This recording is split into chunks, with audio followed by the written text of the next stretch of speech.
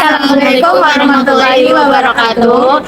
Di sini kami kelompok 1 dengan saya Dias Rohimatus Syifa dengan NIM 52. Saya Emilia Dani Samarwati dengan NIM 054. Saya Aulia Puspitasari dengan NIM 053. Saya Fidina Aulia dengan NIM 51. Saya Haniati dengan NIM 97. Di sini kami akan memaparkan video dari mata kuliah Biodiversitas dan Evolusi tentang adaptasi molekuler kumbang sagu dalam menetralkan senyawa sianogenik di tanaman sagu. Selamat menyaksikan. Kami akan memaparkan materi mengenai adaptasi molekuler kumbang sagu dalam menetralkan senyawa sianogenik pada tanaman sagu. Masuk ke latar belakang, banyak tumbuhan termasuk sagu memiliki pertahanan kimia melalui sianogenis, yaitu pelepasan HCN yang sifatnya toksik bagi herbivora. Namun, kumbang sagu mampu memakan jaringan sagu tanpa terpengaruh sianida, menunjukkan adanya adaptasi fisiologis dan enzim detoksifikasi. Sistem pencernaan Lycoporus yang kompleks dan terdiferensiasi diduga mendukung pemecahan metabolit tanaman dan proses detoksifikasi. Fenomena ini menggambarkan koevolusi antara pertahanan tanaman dan adaptasi serangga, serta penting untuk memahami dinamika ekologis pada ekosistem tropis. Mekanisme kumbang sagu dalam menetralkan senyawa sianogenik.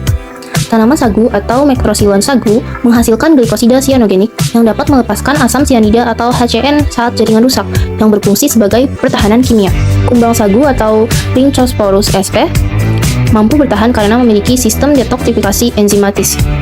Dua enzim kunci yang terlibat antara lain beta-sianoalanin sintase atau CAS yang mengonversi sianida dan sistein menjadi senyawa tidak beracun, beta-sianoalanin. Selanjutnya ada rhodanase yang mentransfer atom sulfur kepada sianida yang menghasilkan tiosianat yang mudah diekspresikan. Nah, aktivitas kedua enzim ini meningkat secara signifikan saat kumbang mengonsumsi jaringan sagu, menunjukkan adaptasi biokimia yang khusus. Adaptasi molekuler yang melibatkan gen dalam enzim detoksifikasi mendukung kemampuan kumbang sagu dalam menetralkan sianida.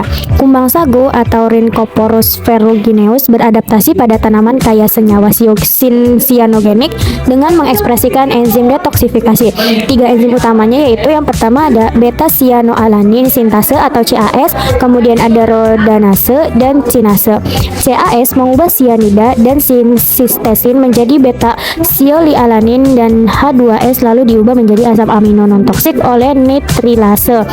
Kemudian, gen CAS berasal dari transfer gen horizontal atau HGT dan berperan penting dalam toleransi sianida.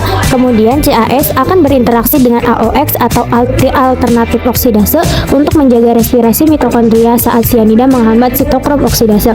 Kemudian, sistem CAS-AOX menurunkan stres oksidatif. Itu bisa meningkatkan SOD, CAT, dan juga APX. Dan juga bisa menjaga keseimbangan energi. Kemudian adaptasi ini memungkinkan kumbang sagu bertahan pada lingkungan yang toksik dan memakan tanaman sagu tanpa keracunan. Kemudian gen detoksifikasi mencerminkan koevolusi tumbuhan sagu dengan serangga. Sagu menghasilkan toksin sebagai pertahanan berupa senyawa sianogenik sebagai pertahanan kimia terhadap kumbang. Nah, kumbang sendiri itu akan berevolusi membentuk gen detoksifikasi untuk menetralisasi sianida. Nah, siklus keanekaragaman adaptasi ini memicu tekanan balik pada sagu, sehingga menciptakan siklus evolusi yang mendorong spesialisasi biodiversitas tropis. Berdasarkan hasil pembahasan, dapat disimpulkan bahwa kumbang sagu mampu menetralkan senyawa sianogenik pada tanaman sagu melalui mekanisme detoksifikasi yang melibatkan enzim CAS atau beta-sianoalanin sintase, rhodonase, sinase yang mampu bekerja mengubah sianida menjadi senyawa aman sehingga kumbang dapat bertahan tanpa keracunan.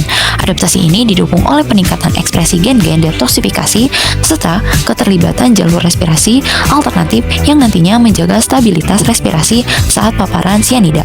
Evolusi ini merupakan evolusi enzim detoksifikasi yang nantinya mencerminkan koevolusi antara tanaman sagu sebagai produsen toksin dan kumbang sagu sebagai herbivore yang mengatasinya. Kemudian memicu dinamika adaptasi dua arah yang berkontribusi pada keanekaragaman hayati tropis dan memiliki relevasi ekologi serta budaya yang merupakan termasuk pemanfaatan larva kumbang sagu sebagai pangan tradisional. Berikut adalah daftar pusaka yang kami gunakan sebagai referensi. Sekian pemaparan video dari kelompok 1. Terima kasih sudah menyaksikan. Wassalamualaikum warahmatullahi wabarakatuh. Bye.